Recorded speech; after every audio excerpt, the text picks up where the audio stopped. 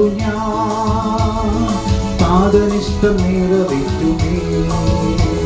ഞാൻ പിന്തുടർന്നിടും, ഞാൻ പിൻഗമിച്ചിടും എന്നുടെ ജീവിതയാത്രയിൽ. ഈ വരൂപിൽ ചൂടതേക്കുമ്പോ തഞ്ചിറകനിക്കു വിശ്രമം. ഈ വരൂപിൽ ചൂടതേക്കുമ്പോ തഞ്ചിറകനിക്കു വിശ്രമം. ദൈവനാമത്തിന് മഹത്വമുണ്ടാകട്ടെ. ഇന്നത്തെ പ്രഭാത ധ്യാനത്തിനായി 30-ാം സങ്കീർത്തനം 9-ാം വാക്യം. ഞാൻ കുഴിയിൽ ഇറങ്ങിപ്പോയാൽ എൻ്റെ രക്തം കൊണ്ട് എന്ത് ലാഭമുള്ളൂ? ധൂളി നിന്നെ സ്തുതിക്കുമോ? അത് നിൻ്റെ സത്യത്തെ പ്രസ്താവിക്കുമോ?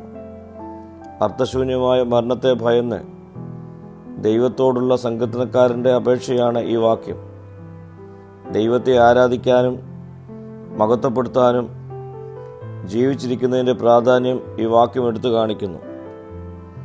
ജീവിച്ചിരിക്കുന്ന മനുഷ്യർക്ക് ദൈവത്തെ സ്തുതിക്കുവാനുള്ള കഴിവിനെ പൊടിയായി മാറിയ മരിച്ചവരുടെ നിശബ്ദതകളുമായി സങ്കീർത്തനക്കാരൻ താരതമ്യം ചെയ്യുന്നു. മരണാനന്തര ജീവിതത്തിൽ ദൈവത്തെ സ്തുതിക്കുന്നത് തുടരാനുള്ള മനുഷ്യൻ്റെ ആഗ്രഹത്തിൻ്റെ ആദ്യകാല പ്രകടനമായും ഈ ജീവിതത്തിൽ ദൈവത്തെ സ്തുതിക്കുന്ന ഒരു ജീവിതം നയിക്കേണ്ടതിൻ്റെ പ്രാധാന്യത്തെക്കുറിച്ചുമുള്ള പ്രതിഫലനമായും ഈ വാക്യത്തെ നമുക്ക് വ്യാഖ്യാനിക്കാം. പ്രിയ സ്നേഹിതരെ, ദൈവം നമുക്ക് ആയുസ്സും ആരോഗ്യവും തന്ന് ഈ ലോകത്ത് ജീവിക്കുവാൻ അവസരം തരുമ്പോൾ നമ്മുടെ ജീവിതം കൊണ്ട് ദൈവത്തെ മഹത്വപ്പെടുത്തുവാനും സ്തുതിക്കുവാനും അവൻ്റെ നാമത്തെ പ്രസ്താവിക്കുവാനും നമുക്ക് സാധ്യമായി തീരണം. പ്രാർത്ഥിക്കാം. കർത്താവേ, എൻ്റെ ഈ ജീവിതം കൊണ്ട് എന്നെ മഹത്വപ്പെടുത്തുവാൻ കൃപ ചെയ്യണമേ. മഹത്വം നീ എടുക്കണം. യേശുവിൻ്റെ നാമത്തിൽ തന്നെ. ആമീൻ.